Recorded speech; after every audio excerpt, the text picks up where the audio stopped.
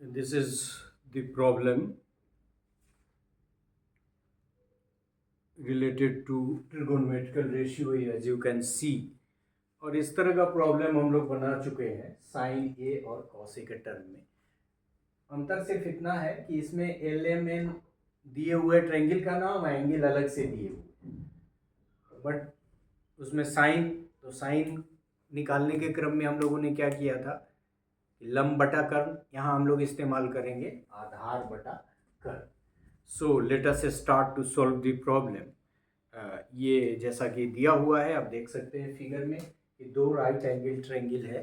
कौन कौन है हमारा, एल एम और एन, और दूसरा है पी क्यू आर। और ये राइट एंगल्ड है एम पे और ये राइट एंगल्ड है क्यू पे, ये भी क्लियर है। इसके साथ साथ ये भी है कि acute angle L M N में ए है, ये है एंगल एक्यूट एंगल, और इसमें एक्यूट एंगल कौन है, आर है। तो ये कह रहा है कि ये गिवन है कि कॉस ए इस ट्रायंगल के लिए, मतलब एंगल इसमें ये है तो इसके लिए कॉस ए और इस एंगल के लिए कॉस बी दोनों बराबर है। So it is given that cos A is equal to cos B. अब इससे हम लोग कॉस को डिकोड कर लेंगे दोनों में, तो कॉस ए कितना के बराबर होगा, अब जानते हैं आधार बटा कर्ण। So we can write M N, ये गिवन है, and that is why we are writing mn बटा ln is equal to qr बटा डिवाइडेड बाई pr। अच्छा, इसको हम लोग और क्या लिख सकते हैं, ये भी लिख सकते हैं कि ln बराबर, मतलब ये कर दीजिए mn is equal to mn, ये वाला is equal to M N बटा क्यू आर, एम एन ये इधर आ गया क्यू आर, और एल एन बटा पी आर, ये हो सकता है बराबर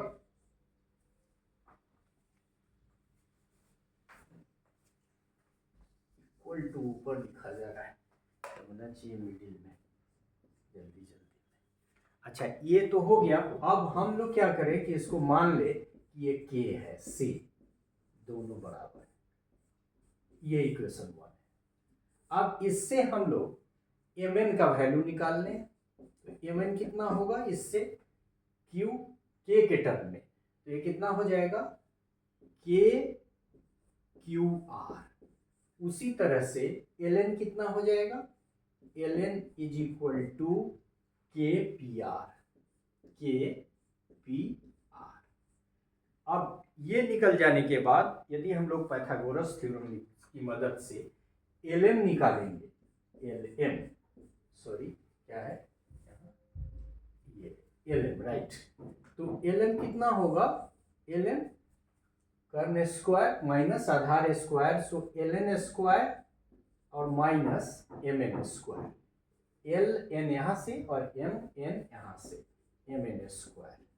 अब इसमें हम वैल्यू यहाँ से पुट करें, तो एल एन का वैल्यू क्या दिए हुए हैं, एल एन का वैल्यू है रूट अंडर के पी आर।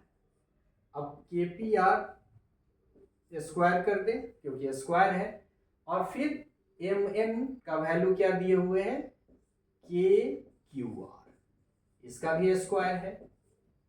अब हम क्या करें कि इसको तोड़ के लिख दे, फिर के स्क्वायर बाहर और पी आर स्क्वायर यहाँ छोड़ दें, इसको भी के स्क्वायर लिख दें और इसको क्यू आर स्क्वायर रहने दें।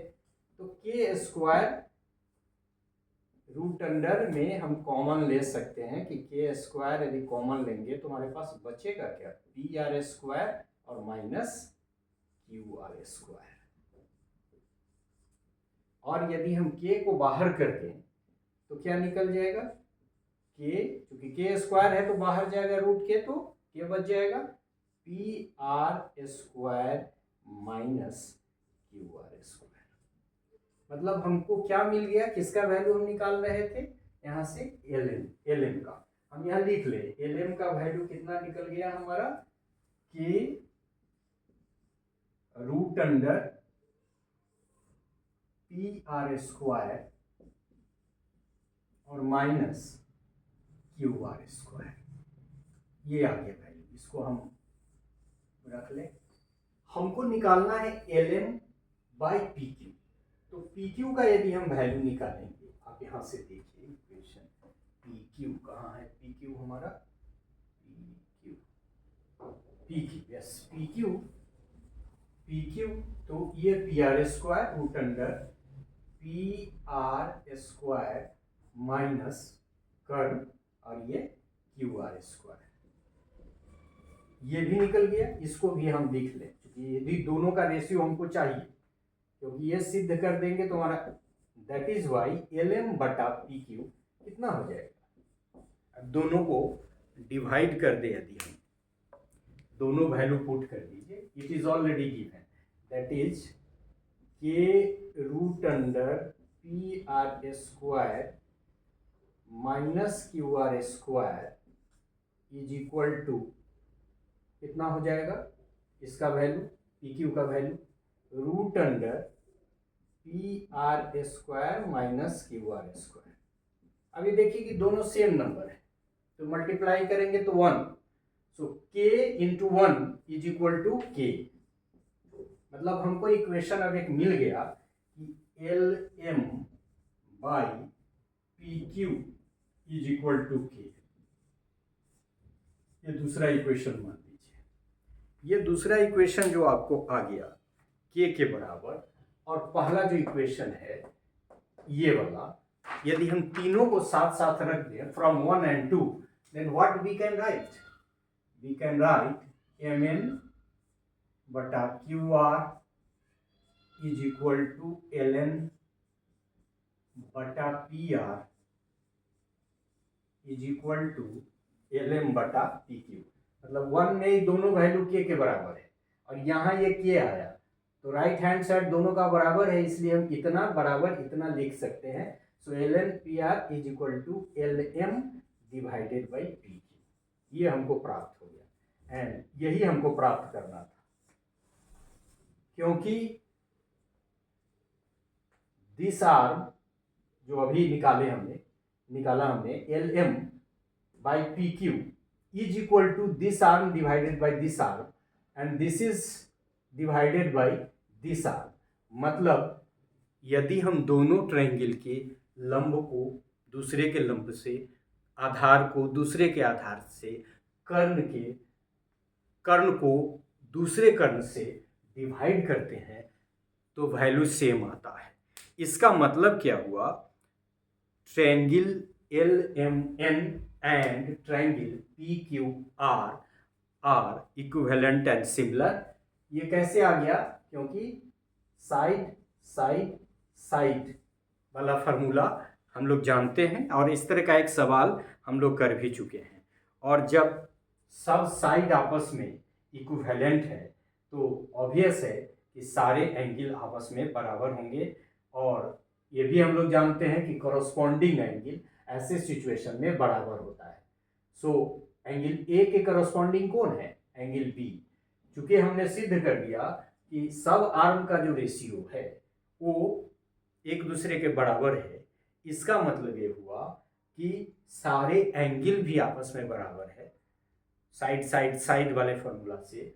और चूंकि कॉरस्पॉन्डिंग एंगल ए के अगेंस्ट में बी है इस ट्रायंगल में, और इससे क्या निष्कर्ष निकल गया कि angle N L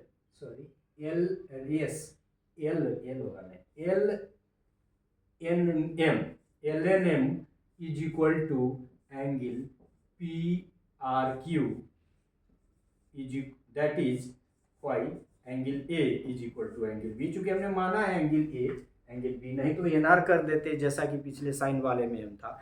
so in this way we could solve this problem कि कुछ नहीं करना है, वैल्यू पुट करते जाना है, के मान लेना है और ट्रांसफर करके इस ढंग से करना है कि हमारा अल्टीमेट गोल यह सिद्ध करना है कि this divided by this, this divided by this and this divided by this is equal to equal, और ये जब इक्वल हो जाएगा तो सारे एंगल्स इक्वल हैं, और जब सारे एंगल्स इक्वल है तो और करस्पॉन्डिंग एंगल तो इक्वल होते ही हैं, इसलिए angle A angle B equal हो जाएंगे।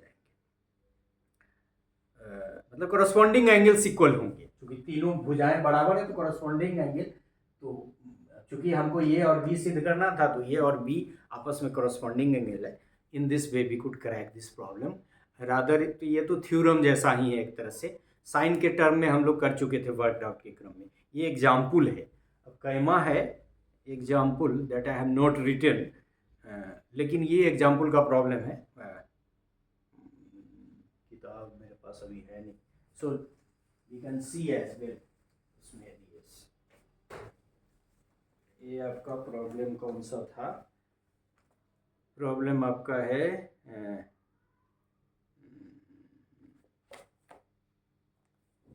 प्रश्नावली का प्रॉब्लम, कौन ए और कौन बी, न्यून कौन,